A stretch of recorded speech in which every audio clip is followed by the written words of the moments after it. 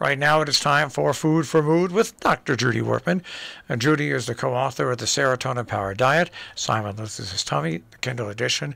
Also, Before Her Voice Was Still. She also is the surrogate mother to a bunch of ducks. What's the name of that book? Anyway, she's a surrogate mother, and she's probably going to get an award from the National Audubon Society. Probably, because we sent it to them. Maddie read the book. She finished the book this week, and she brought it to me, and she said, that is just the most charming thing. Right.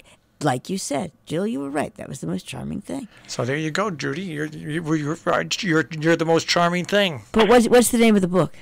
Journal of a Duck's Midwife. Journal of a Duck's Midwife, and it is available, and it is just really charming, and I think it is so charming that I believe Maddie sent it to Audubon. We will see. All right, Dr. Wurtman, good morning. Good morning to you, and it's nice to know that I wasn't the only one cold when I woke up this morning. Oh. Really, really chilly here as well. Yeah, no, it's ridiculous. The only thing that's I don't know, semi-okay about it, if there's nothing okay about it, but semi-okay, is that at least it now goes with the light, which has been unhinged, having high humidity and warmth, and then this weird light reduction has been... Right. Well, but at least the sun is shining. But one of the things I really want to talk about with you today, Jill, is the fact that many people, now that the pandemic seems to be more or less stable in terms of going back to work or not, may find that they are spending a good deal of the time indoors in their office and suffering not just from the deprivation of light, but the stress that was always there lurking in their office or in their workplace, wherever it might be. And interestingly, last week, and I was part of this and didn't realize that this was really going to happen, there were all sorts of articles talking about this stress that one encounters in going back to the workplace now that many employers are saying, okay, enough. Stop working remotely from home. We want you on site. We want to be able to have meetings with you, discussions, be able to see what you're doing, and know that you're really sitting at your desk and working for 8 or 10 or 12 hours a day, and not at a coffee shop or on your exercise cycle at home, pretending that you're going to be working.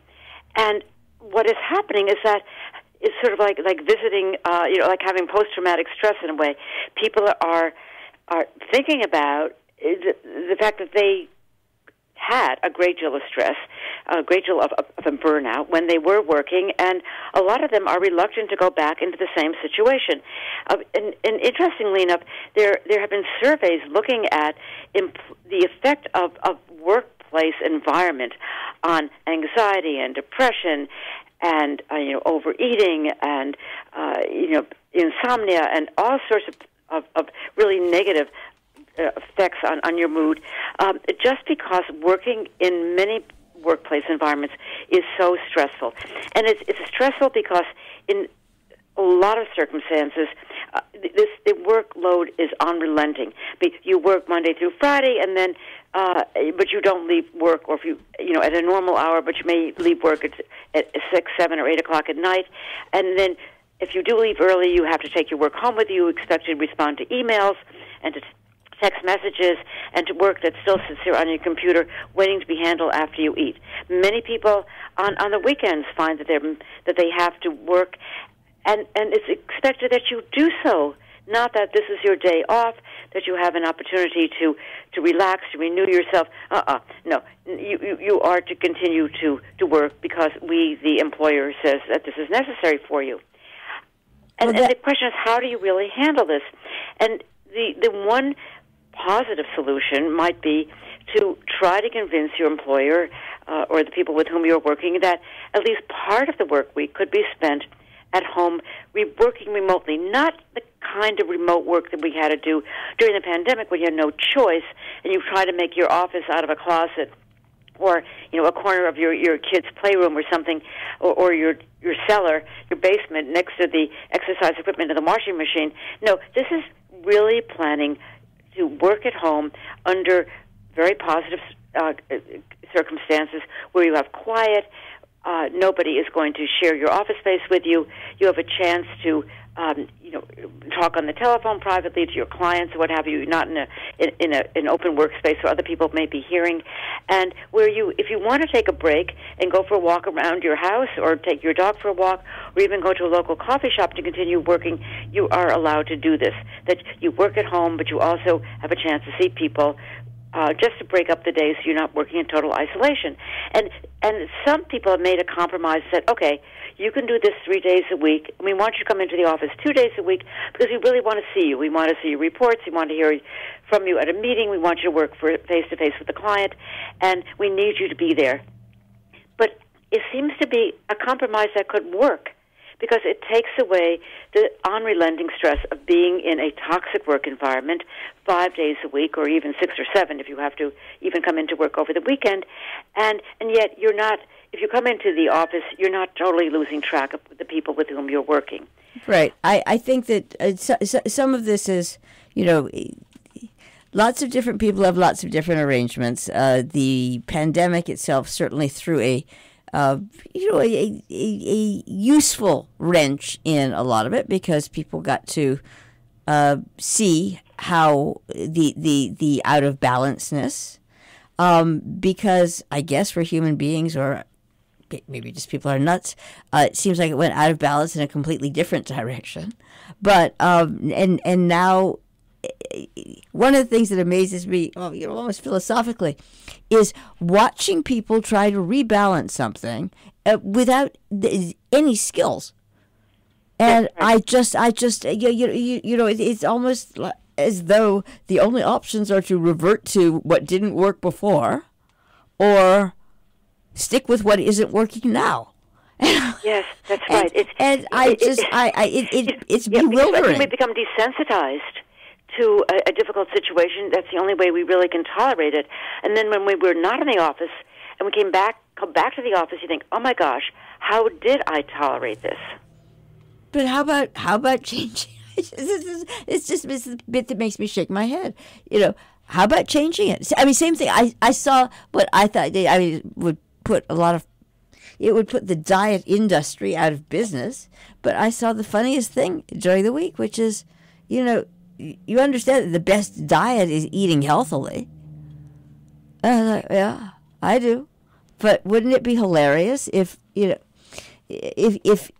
people, instead of being given tape, one of my favorite things is, what was that, the tapeworm diet or something, Judy? I don't know. Oh, yes, that's right. You saw tapeworm eggs. Right.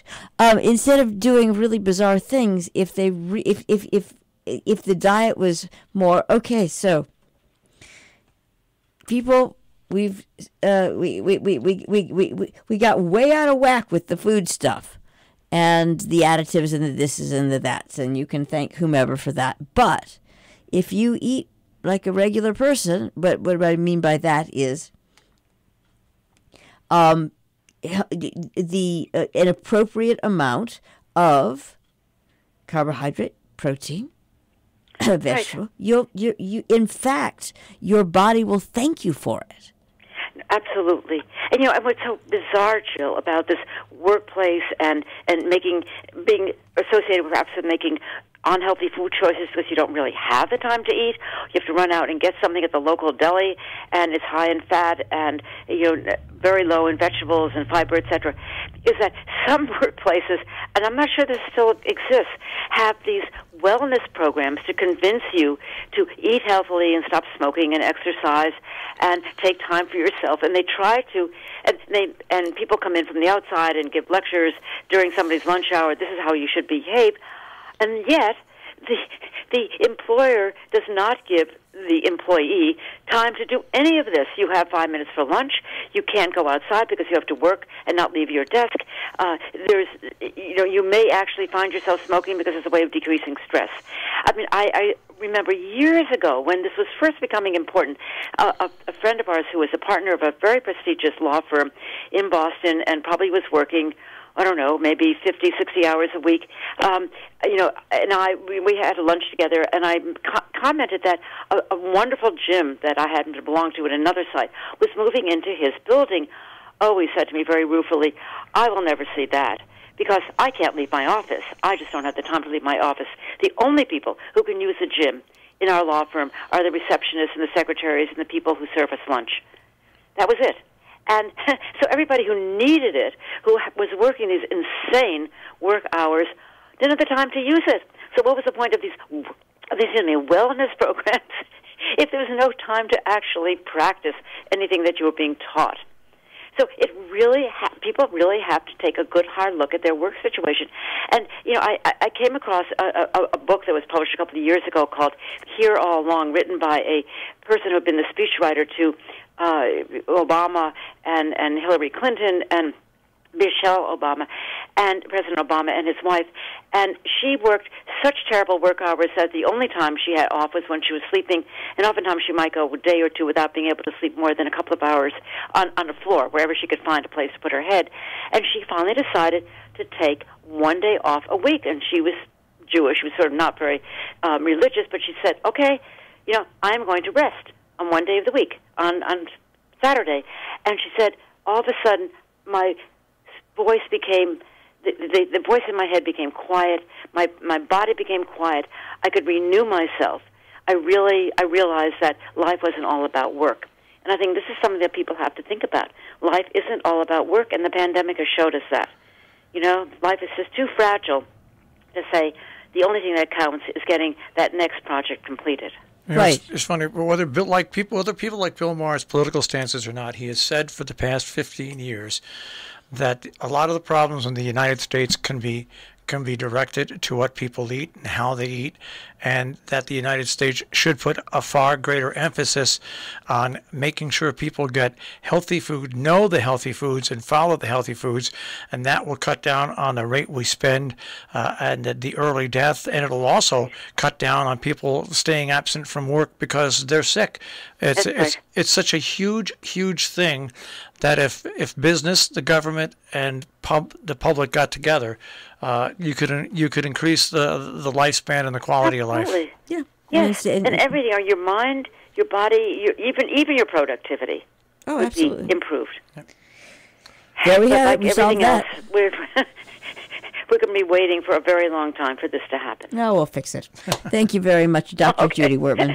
And keep warm. Bye-bye. Food for Mood. And you can hear Judy every Thursday morning at this time on Robin Hood Radio. And if you miss it and you want to catch up on any of the other issues, robinhoodradio.com, click on demand, click on Food for Mood with Judy Wurtman.